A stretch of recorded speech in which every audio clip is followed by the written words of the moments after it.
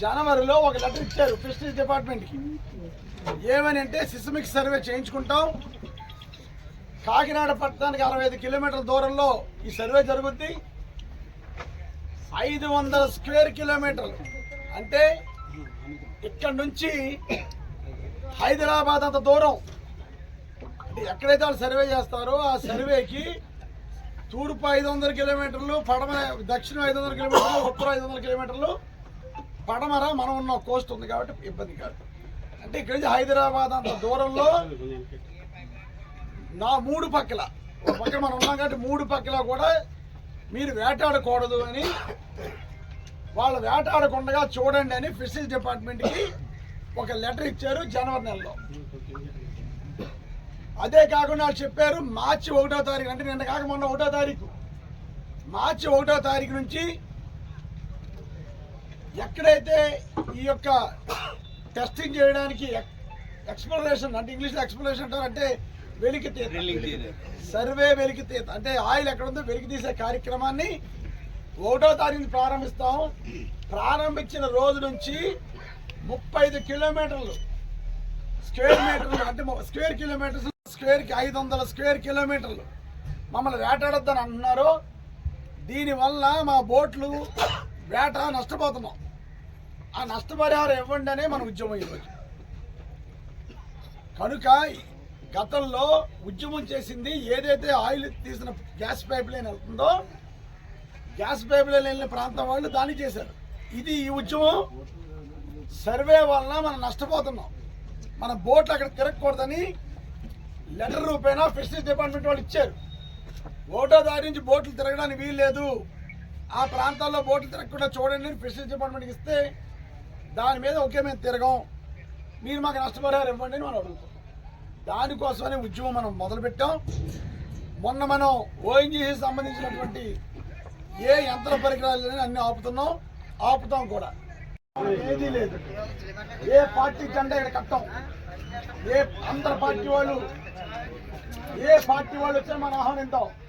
ఉద్యమంలో ఎవరు పాల్గొన్నా కూడా మనకు ఆనందమే. కానీ ఈ ఉద్యమాన్ని నీరుగార్చే పని ఎవరో చేయొద్దని నేను కోరుకుంటున్నాను.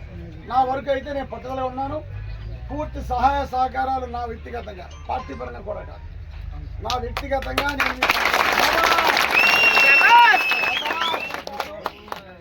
మొన్న నేను కన్నబాబు గారు చెప్పాను, అదేవిధంగా వంగా గీతా మేడం గారు ఎంపీ గారు చెప్పాను, మన ఎంపీ గీతా మేడం గారు చెప్పాను. రాత్రి పొన్నాడ సతీష్ గారు కూడా మా ఇంటికి వచ్చారు, ఆయనకు కూడా చెప్పాను. ఆయన కూడా పూర్తిగా సహకరిస్తాం. ఎట్టి బస్సులు మనం సాధించుకుందాం. ఇది అంటే ఇది వేరు, ఈ ఉద్యమం వేరు. డ్రిల్లింగ్ వల్ల నష్టపోతున్న పరిహారం ఇమ్మని మనం అడుగుతున్నాం. సముద్రంలో ఎవరైతే వేటాడుకుంటారో, సముద్రం మీద ఎవరైతే ఆధారపడి ఉంటారో, ఆధారపడిన ప్రతి వాడికి మనం నష్టపరిహారం ఇవ్వాలని మన డిమాండ్ అని ఈ సందర్భంగా మీకు తెలియజేసుకుంటున్నాను. అదే కాదు, ఇక్కడ మెటీరియల్ వస్తుందని, ఇక్కడ ఆయిల్ వస్తుందని, గ్యాస్ వస్తుందని మీ యొక్క అంచనా. మేము కోరుకునేది మహా అయితే మా నష్టపరిహారం సంవత్సరానికి ఇక్కడ నుంచి ఈ కోస్టల్ ఉన్నటువంటి మత్స్యకారులందరినీ కలుపుకొని నష్టపోతున్నాం చూసుకుంటే మహా అయితే కోరుకుని 200 నుంచి 250 కోట్లు. ఇక్కడ నుంచి మీరు 65,000 కోట్ల సంపదను పట్టుకెళ్తున్నప్పుడు మా మత్స్యకారు సోదరులకి 200 నుంచి 250 కోట్లు ఇవ్వడంలో ఏమాత్రం మీరు వెనకడు చేయకుండా మా ఇక్కడ కోరికని తీర్చమని మేము కోరుకుంటున్నాం.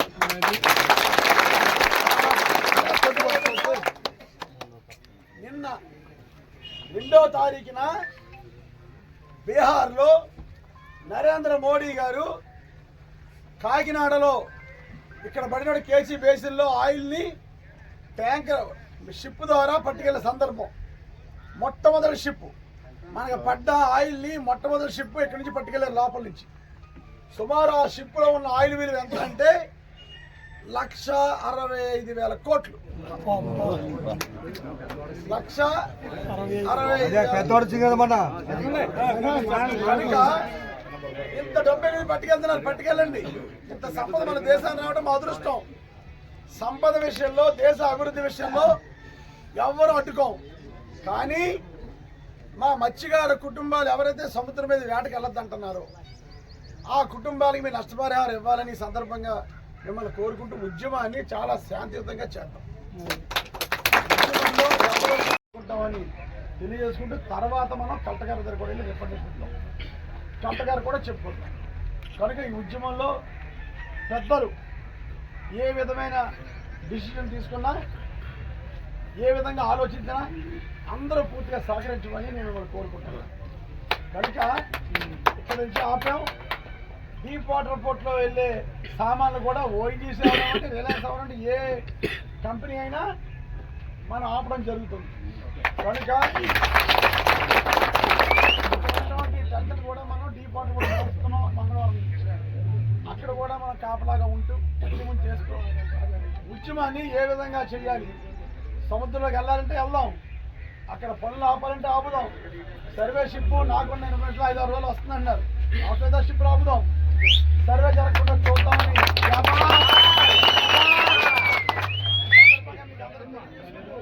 పెద్దలు జానకిరామ గారు గతంలో కూడా పోరాడాం, కానీ మనం ఓడిపోయాం. పోరాడలే, గతంలో అడిగాం, ఓడిపోయాం. 2009లో ఈ యొక్క ఇబ్బంది వచ్చినప్పుడు జానకి గారు, నేను, బందన్ హరి గారు, మా తర్వాత అందరూ వెళ్ళాం. కానీ ఎవరికి ఈ విధమైన సహకారం లేకపోవడంతో మనం సాధించుకోలేకపోయాం. ఈసారి ఈ సిస్టమిక్ సర్వే ఏదైతే మనం చేస్తున్నామో అది ఈ ఉద్యమాన్ని మహారాష్ట్రలో చేశారు, గుజరాత్లో కూడా చేశారు. మహారాష్ట్రలో చేశారు, గుజరాత్లో చేశారు. మాకు నష్టపరిహారం ఇవ్వండి. కానీ అక్కడ వాళ్ళు ఇంకా పోరాడుతున్నారు, కానీ ఇంకా సాధించుకోలేదు. మనం ఇక్కడ సాధించుకోగలం. ఎందుకంటే ఇక్కడ సంపద వేరు. మహారాష్ట్ర, గుజరాత్లో ఎంత పడుతుందో దానికన్నా 5-6 ఇంతలు ఇక్కడ పడుతుంది.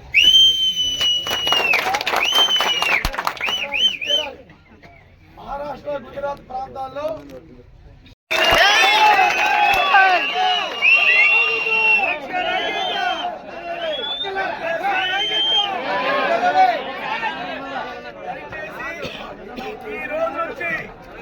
ఈ రోజు నుంచి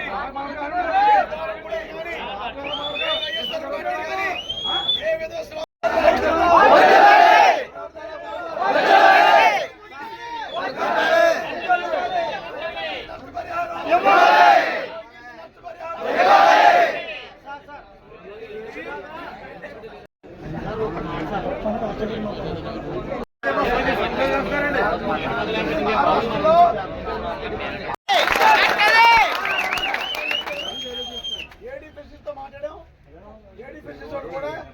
నష్టపరిహారం ఉందంటే నష్టపరిహారం ఉందని రాస్తారు. అందులో గ్రామానికి అది సహకరించమని సార్, సహకరించలేదు. 6 భాగాలు ఇచ్చారు. అది కాకినాడ నుంచి ఇలా కాట్రేని కోన ఓడల రే వరకు అలా ఇచ్చుకుంటూ వెళ్ళి 500 స్క్వేర్ కిలోమీటర్లు వీళ్ళు సర్వే చేస్తారని చెప్పారు. 500 స్క్వేర్ కిలోమీటర్ల సర్వే చేస్తూ అక్కడ ఎప్పుడైతే డ్రిల్ వేస్తారో అప్పుడు 35 స్క్వేర్ కిలోమీటర్లు ఎవరు రాకూడదు. కరెంట్ ఉంటుంది, వైర్ వేస్తారు, కరెంట్ ఉంటుంది కాబట్టి ఎవరు రాకూడదని వాళ్ళ యొక్క కోరిక. అంటే 500 స్క్వేర్ కిలోమీటర్లు మనం వేటాడద్దు అంటే చాలా నష్టపోయే పరిస్థితి. కాబట్టి ఈ యొక్క ఉద్యమాన్ని నష్టపరిహారం ఇప్పించమని ఉద్యమం చేయండి. ఇటు ఉప్పలంక వరకు 45,000 మంది ఉంటారని నాకు, 45,000 మంది ఉంటారు నాకు. ఉప్పలంక